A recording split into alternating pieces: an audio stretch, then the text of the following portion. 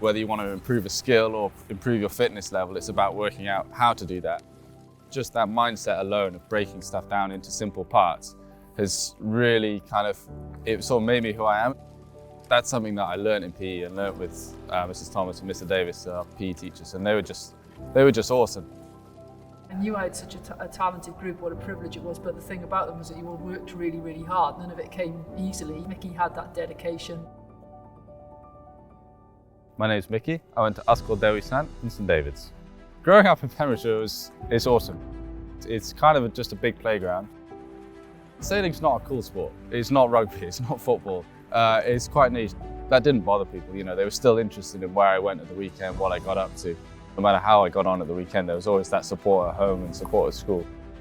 PE basically taught me to set a goal, and the fitness classes we did here were just a massive part of that. Sometimes it's not even that you know exactly what it is that you want to do, it's just important that you get yourself out there and you get involved with the world, and you just continue to challenge yourself. If you get knocked back, you just get back up and you keep going. And yeah, I think that realizing that you can achieve those dreams if you put your mind to it. If you work hard at something, you can achieve whatever you want.